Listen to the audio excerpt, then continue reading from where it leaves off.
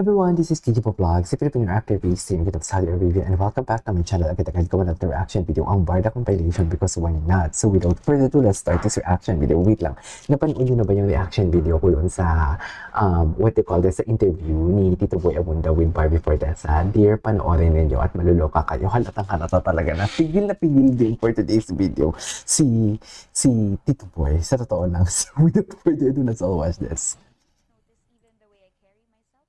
Ang ganda ng flow ng interview din nila.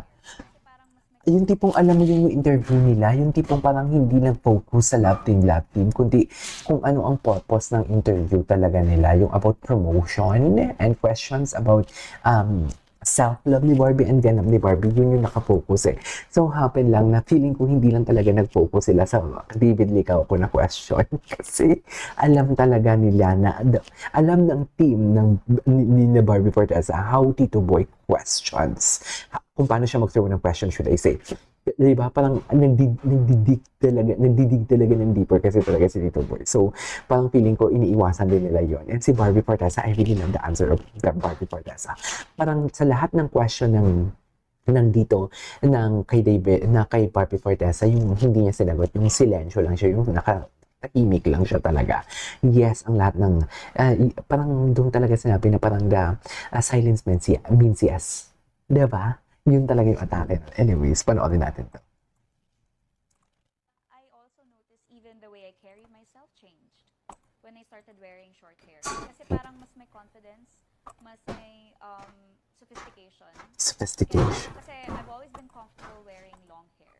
Yes. Having long hair, ganyan. So ngayon parang meron kang certain consciousness na I have to stand tall. Yes. To dress better. I have to dress the part. Grabe, I have to dress better. Kahit nag-dress na din naman siya ng better. Ano na lang kami? This is me discovering myself. This is me starting a new era. And that starts with my hair. At saka may power. Diba? Exactly. Wearing short hair is a statement. Exactly. It's a statement again. It's a statement, dear. Moving forward in life. It's a statement, indeed. Okay. First of all, That one. Ang ganda niya, no? kasi I also noticed even the way I carry myself changed when I started wearing short hair. Kasi parang mas may confidence, mas may She's on fire, indeed. sophistication. Kasi I've always been comfortable wearing long hair. Having long hair. Ganyan. So ngayon parang meron kang certain consciousness na I have to stand tall. I have to I have stand. to dress better. I have to dress the part.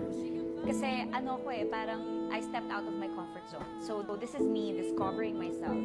This is me starting a new era. And that New starts era of with Barbie. my hair. The new era of Barbie.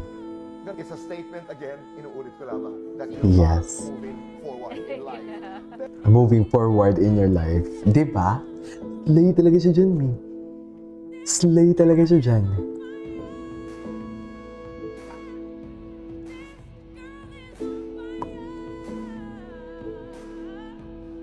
Huwag seryosohin ng mga bagay-bagay. Just enjoy everything and take it as an inspiration, not as a distraction. Nanliligaw ba sa'yo? Ay, di ba? May nanliligaw sa kanya. Single siya pero may nanliligaw sa kanya. So basically, single siya pero may nanliligaw sa kanya. So basically, yung actions kasi ni David towards Barbie and how Barbie, hindi ka naman ano sabi ko sa inyo? May paparamdam. Yun yung question natin sa dalawa. Di ba? Yun yung sinabi ko sa inyo. Yung about sa sabi ko niya, yung nagpaparamdam ba considered as panliligaw din? Diba? Yan yung sinasabi ko sa inyo eh. Yan yung sinasabi ko na kung ang paparamdam ay consider as panliligaw din. Kasi ako basically parang parehas lang din. Parang magkaiba. May mga points na magkaiba. May mga points din na magkaparehas. Na pwede, it depends on our interpretation. But for me kasi parang magkaiba eh. No?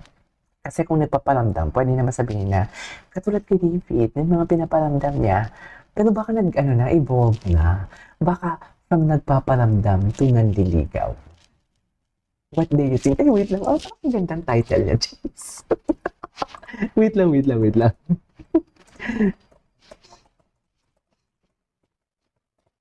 Diba? From nagpaparamdam to nanliligaw for today's video. Kasi diba, naalala nyo yung kasagsagan ng pagsabi ko ng official statement, tapos may mga nakikita, may mga alam ako na nakikita sila, na parang kung magpapatinig sila, kahit hindi nakikita.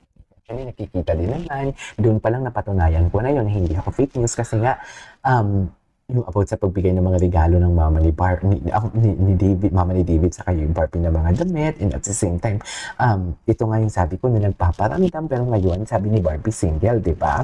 Wala naman akong sinabi na si Barbie and si David. Ang sinabi ko dun sa inyo, sa mga previous reaction ko, is just like, kung magiging sila man, or kung may magiging boyfriend na si David, si Barbie, kahit hindi si David yun, matagal pa yan bago umamin or ilabas. Pero dito kasi, silence means yes kasi. Pwede naman, the question is just answerable by yes or no eh. Have you remembered the Hong Kong?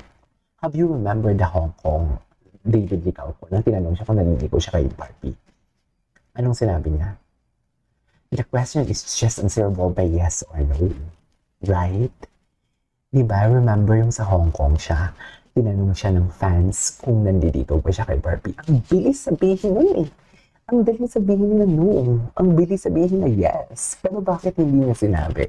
Di ba? Even kay Barbie here, pinanlalandakan niya na self-love era siya. Pinanlalandakan niya o sinasabi niya na single siya. But yet, nang tinanong kung may nanliligaw, the question is, sinabi mo single ka, the question is just revolve by yes or no. Kung tatanungin ka ng mas mabigat kung tatanungin ka kung di ba, na kung single ka, kung may nanligaw sa'yo.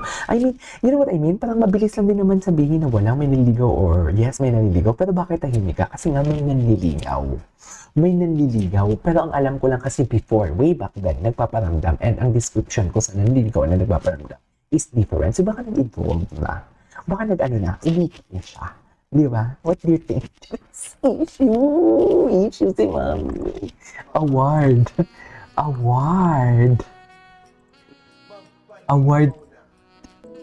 Award tayo for today's video.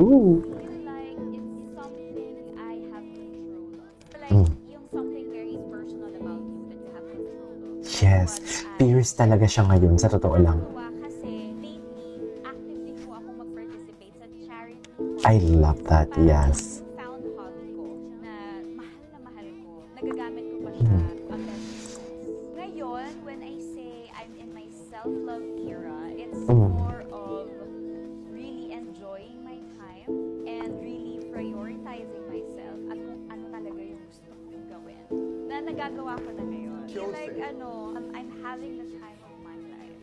So when I say I am enjoying my time, it's more like meron akong malaking responsibilidad na nagampanan ko na para sa akin at para sa pamilya ko. So Exactly. ngayon, first of all, That one, no? kasi so notice even the way I carry myself changed. I started wearing short hair. Kasi parang mas may confidence, mas may sophistication.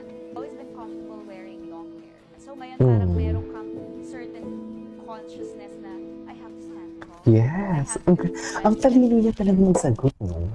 In fairness kay Barbie, matalino talaga siya. Matotoo lang. Matalino talaga siya. Parang sabi ko nga talaga, hindi mo to pwedeng mabilog kasi baklang ugali nito. Hindi mo pwedeng ma-eme ito. Totoo lang, kilala niya, alam niya kung totoo ang mga sinasabi o hindi ng mga kaharap niya. Mga ganito klaseng attitude. Dahil, katulad sa akin, kilala ko kung sino plastic at hindi plastic. Sa totoo lang. Kasi parang I stepped out of my comfort zone. So this is me discovering myself. This is me starting a new era. And that starts with my hair. At saka may power. Di ba? There's a certain kind of power. Wearing short hair is a statement. Wearing short hair is a This statement. year, I am having the time of my life. Yes. Expressing the power of a young woman. Exactly. And her name is Barbie Fortesa. Exactly. Anyways, may nanliligaw ba? there you go. Papatuloy natin ito mamaya. There you go. That is how we for today's video. This is Kiji Papakas ng 7